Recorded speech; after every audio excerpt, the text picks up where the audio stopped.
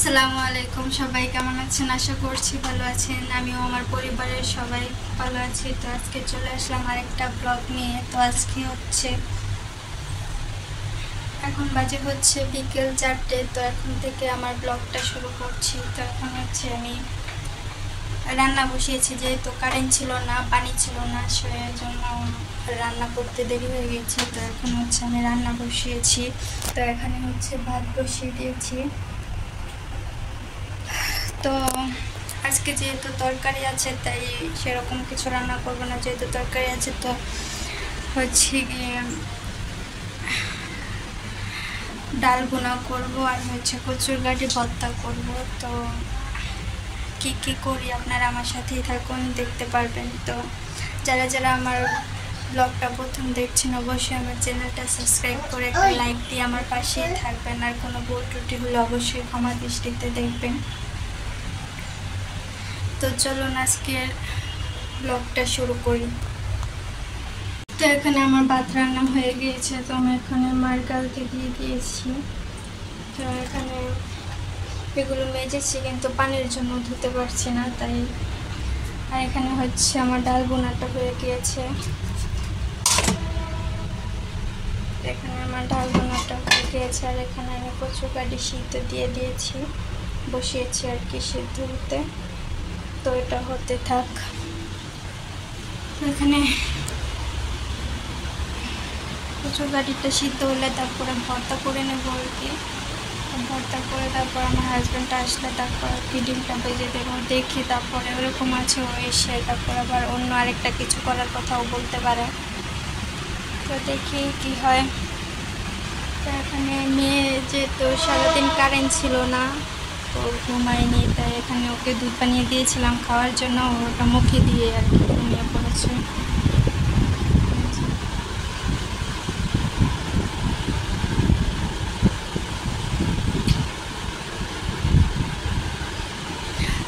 তো কতক্ষণ ঘুমাক, না হলে পরে আবার ঘুমার জন্য খারাপ লাগবে, ঘুম পুরোপুরি না হলে।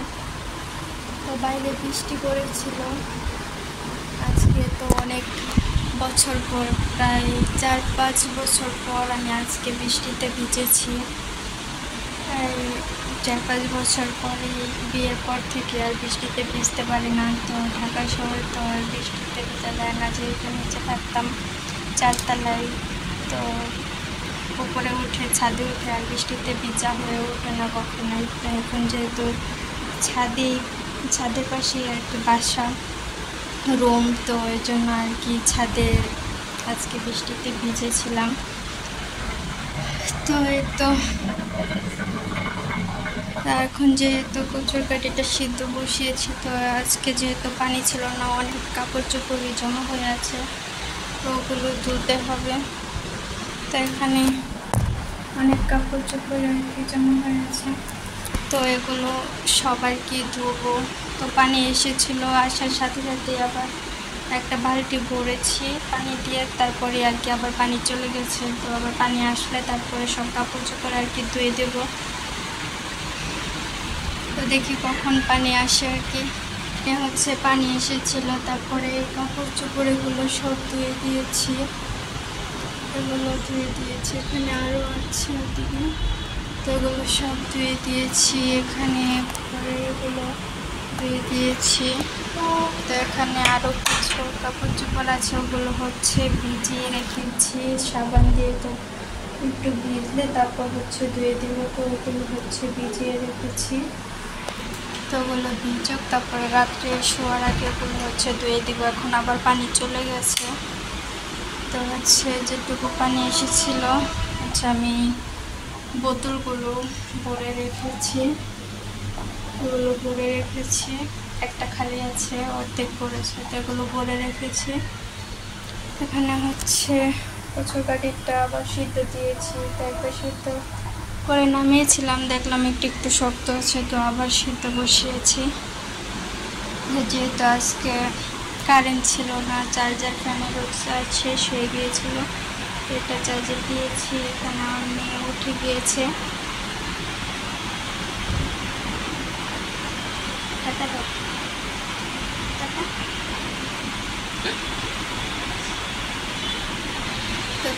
হচ্ছে উঠে গিয়েছে, তো এখন একটু বসে রেস্ট নেই, সিদ্ধ হোক, তারপর হচ্ছে ভর্তা বানাবো। তো এখন বাজে হচ্ছে 6:17। তো দেখি আজকে আমার হাজব্যান্ড কয়টা বাজে আসে। তো এখানে হচ্ছে মেয়ের জন্য একটা খাবার অর্ডার দিয়েছিলাম অনলাইন থেকে। তো এই শেকটা অর্ডার দিয়েছিলাম বাদামের।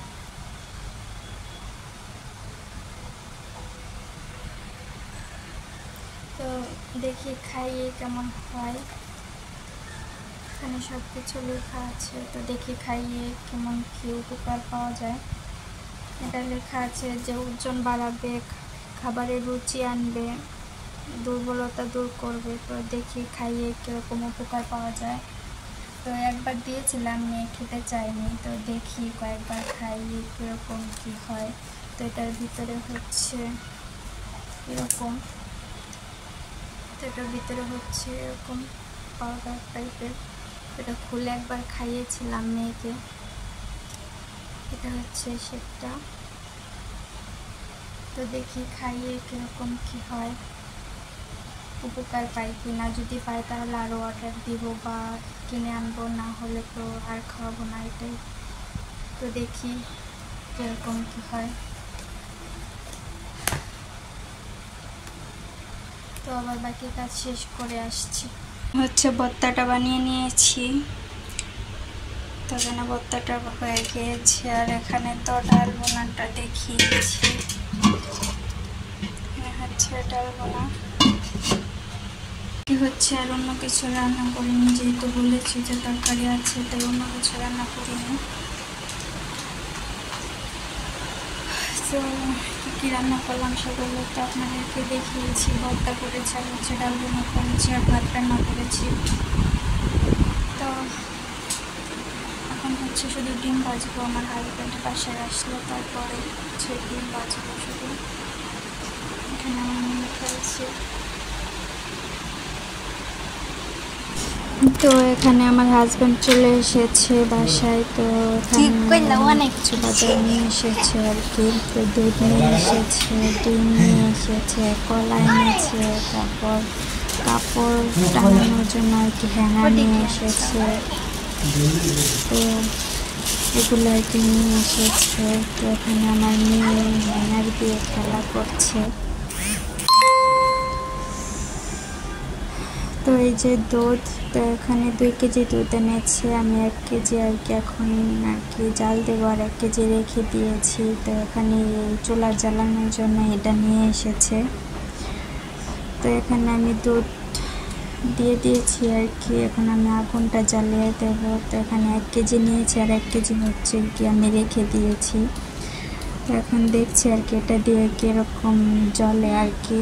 তো প্রথম 2বার দিয়েছি, জ্বলে না, তারপর আবার দিলাম, তখন ঠিকই জ্বলেছে। তো যে দেখতে পাচ্ছেন হ্যাঙ্গারটা লাগাচ্ছে আমার হাজব্যান্ড দরজার মধ্যে।